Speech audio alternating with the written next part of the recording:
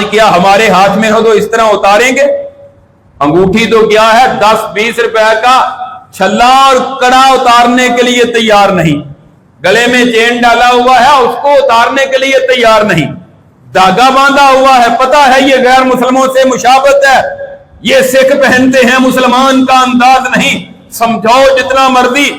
افسوس ہوتا ہے آج اہل توحید، اہل حدیث، اہل سنت کے بچوں کو دیکھتا ہوں دھاگے باندھے ہوتے ہیں، کسی نے ربڑ پہنا ہوا ہے، وہ گھڑی پہنو، چاندی کی انگوٹھی پہنو، شوق پورا کرو، لباس اچھے سے اچھا اللہ نے وسائل دیے ہیں، 10-20 ہزار کا سوٹ پہن لو، جوتا 50 ہزار کا لے لو، تمہیں کون روکتا ہے؟ لیکن وہ انگوٹھی خواہ وہ 10 ہزار کی ہو، وہ 1 لاکھ کی ہو، اللہ اور اس کے رسول نے جس کو حرام کہا ہے اس کی طرف دیکھنا بھی گوارا نہ کرو۔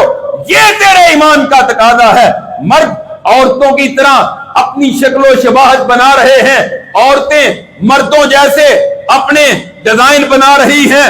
نبی کریم صلی اللہ علیہ وسلم نے ان مردوں پر لعنت کی ہے جو اپنی مشابہت عورتوں سے کرتے ہیں، اور ان عورتوں پر مشابہت کی ہے جو ان عورتوں پر لعنت کی ہے جو اپنی مشابہت مردوں سے کرتی ہیں۔ مردوں نے، نوجوانوں نے لمبے لمبے بال رکھ کر اوپر کلپ وغیرہ، کیچر وغیرہ ڈالا ہوتا ہے، کیا یہ عورتوں سے مشابہت نہیں ہے؟ کتنی ہی چیزوں میں مشابہت ہے، عورتوں کو بھی دیکھ لو، مردوں کو بھی دیکھ لو۔ لڑکوں کی خواہش ہے کہ وہ لڑکیوں بن جائیں، لڑکیوں کی خواہش ہے وہ لڑکے بن جائیں۔ اللہ کے رسول نے لعنت کی ہے۔ اور آج تیرا ایمان کیا کہتا ہے؟ ذرا غور کریں کہ آج میری اور آپ کی کیفیت کیا ہے؟ کہ اللہ کے رسول کا حکم آنے کے بعد اب کوئی ایسا ہو کہ جو آج سے پہلے سونے کی انگوٹھی پہنتا ہو، دھاگے باندھتا ہو، یا اس طرح کی کوئی چیز اپنے ہاتھ میں یا گلے میں ڈالتا ہو، اللہ کے رسول کا حکم آ گیا تو 1 منٹ بھی انتظار نہیں کرنا چاہیے، اس کو اتار کر پھینک دینا چاہیے۔ یہ ہے ایمان کا تقاضا۔